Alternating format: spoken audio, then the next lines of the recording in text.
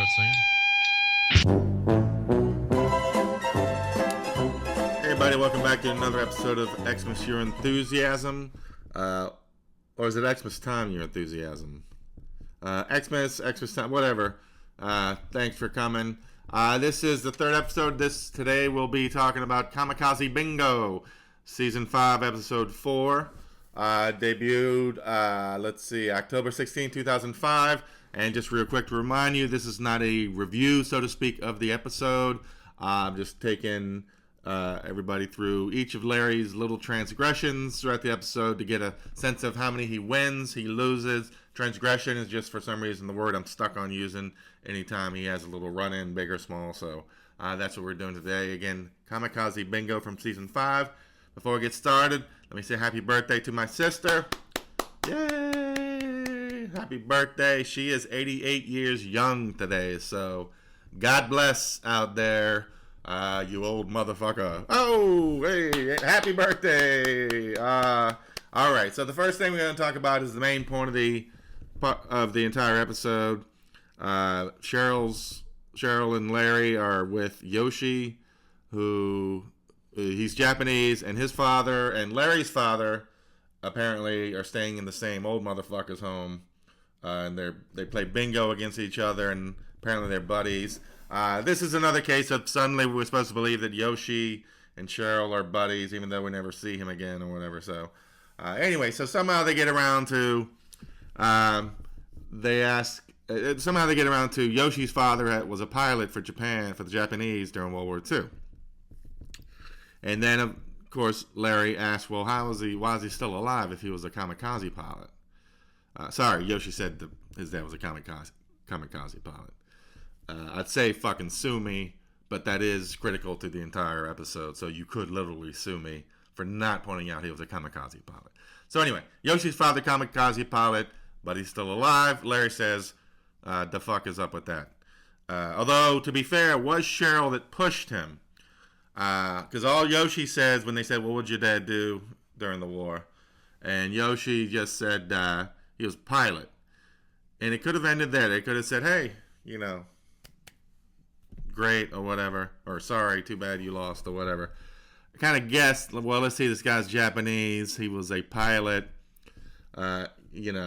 So then, but Cheryl's like, what kind of pilot? What kind of pilot is he? So then, of course, he has to say, well, he was a kamikaze pilot.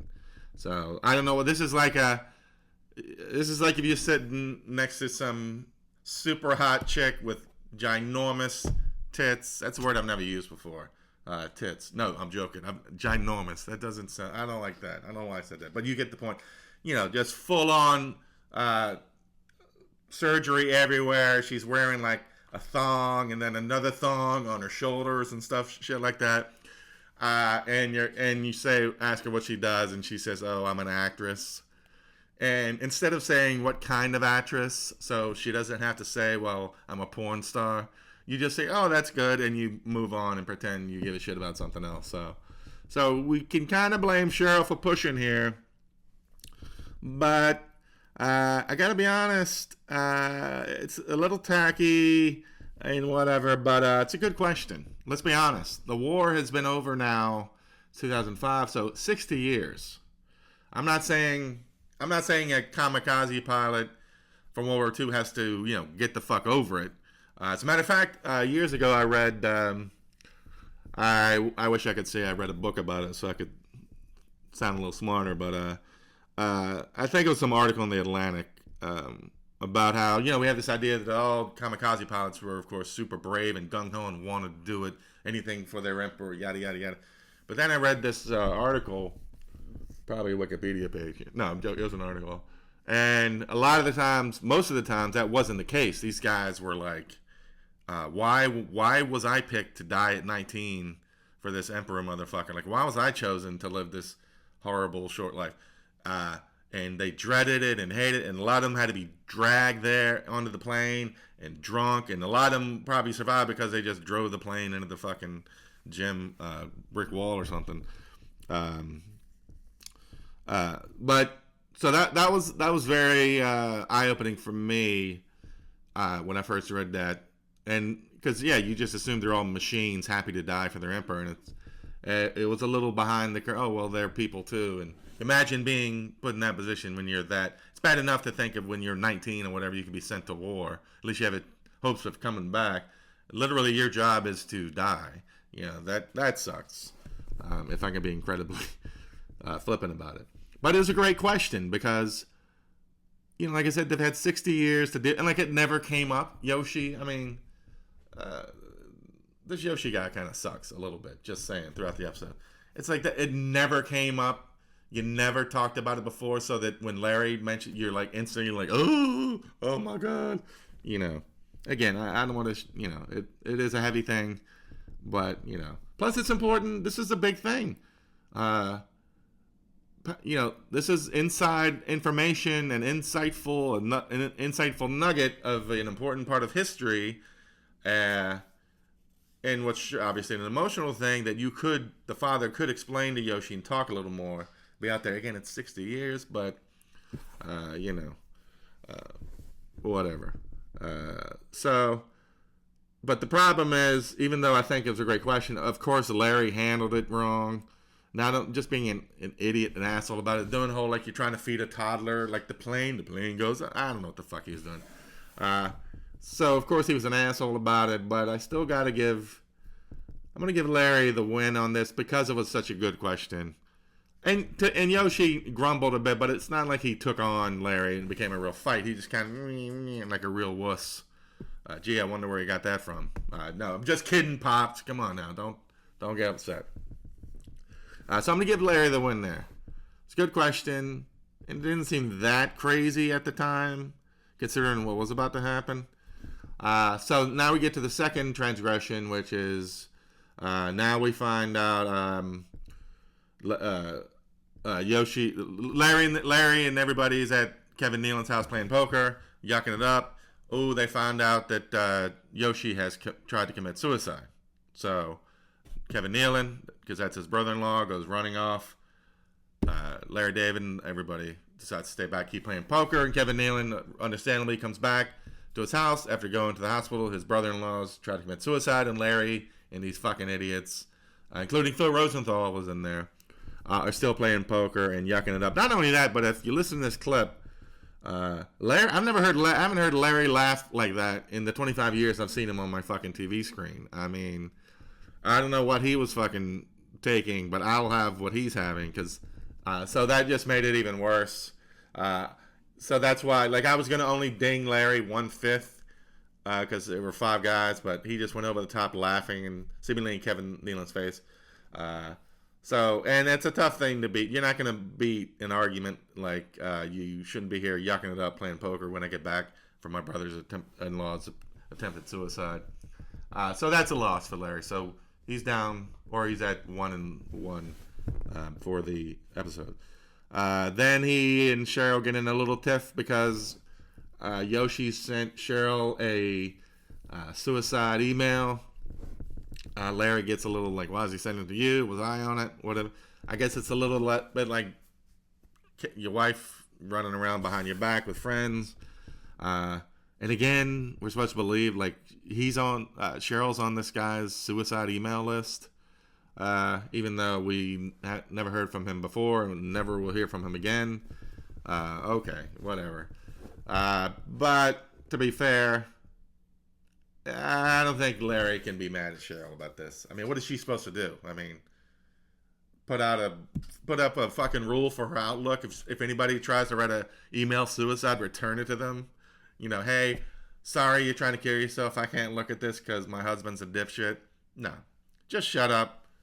Be happy you're not the one trying to kill yourself, and move on. So now Larry's down in the episode 1 and 2. Now we're at the bingo hall. Larry loves playing bingo. There's been other times throughout the show he loves to brag about what a great bingo player he is, yada, yada, yada.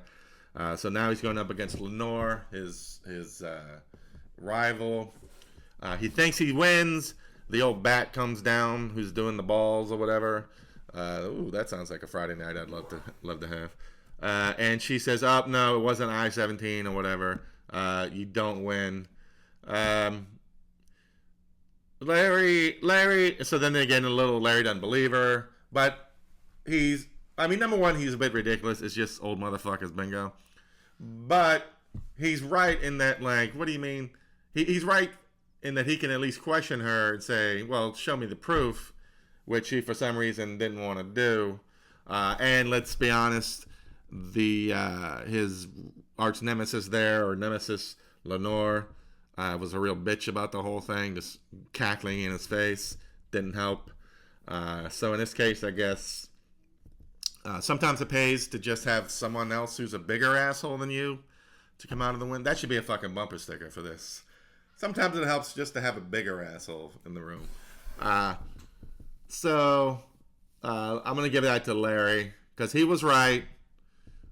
Even though technically he could have just fucking not given a shit, because it is the dumbest scenario possible. But they acted shittily about it, so we're going to go 2-2. I need to get my thoughts together. How do I get my mitts on living in a scenario like this? I would fucking rule the goddamn place. I'd be getting the chicken fried steaks from everybody. I would just be killing it. Hey, Doris, how we doing? Hey, other Doris. What's up, fat Doris? Hey, skinny Doris. Ooh, dead Doris. Sorry, Doris. On and on. I would be the mayor. I gotta get, if anybody knows how, if anybody wants to sponsor me living in one of these old motherfucking places that I can rule, hit me up in my DMs, which I don't have because I don't have Twitter anymore. So whatever y'all do. So let's move on to Larry's. The record now is 2-2. The fifth transgression is now Kevin Nealon confronts Larry, and he also says he accuses Larry. He tells Larry that the suicide attempt was directly responsible. Larry was directly responsible for the suicide attempt, which that is tough to put on somebody. But Larry, in this case, needs to just not fight. It's a tough fight to fight. You just have to suck it up. If somebody says what you did or said literally led to someone trying to kill themselves, you need to shut the fuck up a little bit and just kind of take it down. You want to reopen it later? Good luck. I don't know why you would. Although Kevin Nealon's just matter of factly throwing it out there, there's a lot of kamikaze pilots still alive. Like, why would he know that? How would he know that? Unless he had talked with Yoshi and his father a lot about it. In which case, Yoshi would have been a little less sensitive about it. Did I just fucking peel the threads of this the very quilt that holds this goddamn episode apart? Did I tear those threads apart? I don't know. Larry's record right now is 2-3. The next transgression is Larry eating on the phone. I forget what he's eating. It's not an apple. Remember that this is a Seinfeld bit when George, when he called a girl up to ask her out, he always wanted to be eating, so it made him sound, casual and indifferent. It was charming in that case and funny. In this case, it's just like, just take 30 seconds and not be an asshole, Larry. Can you do it? Please. But then on the other side, it's like Yoshi.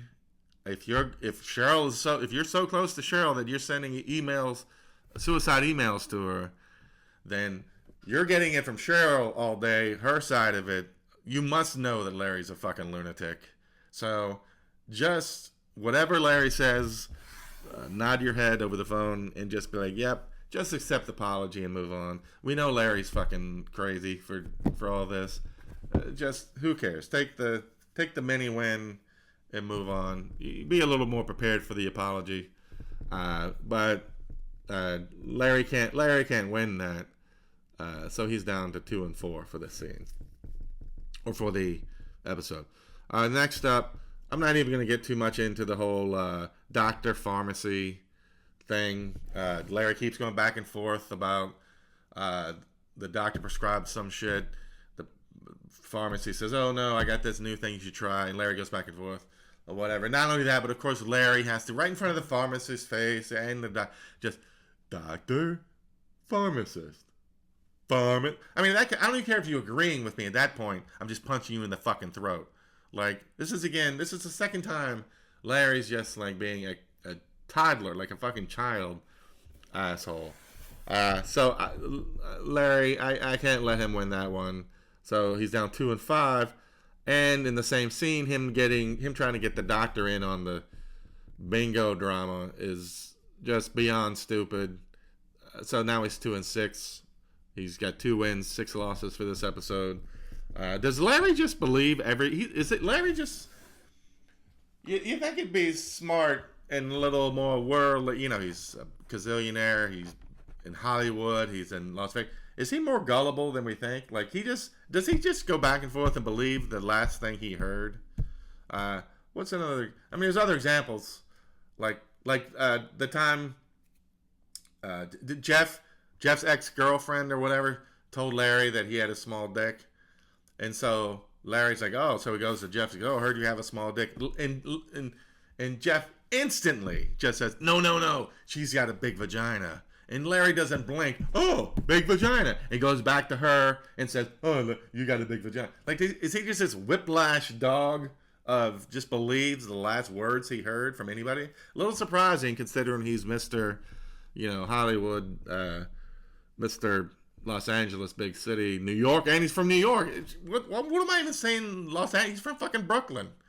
And he just believes the last person he hears. Like, a little surprising. Shouldn't he have been more of a conspiracy theorist? Like, especially with Leon. Shouldn't he and Leon, all right, I don't want to get started on this. Shouldn't he and Leon just been like sitting around whipping up conspiracy theories constantly?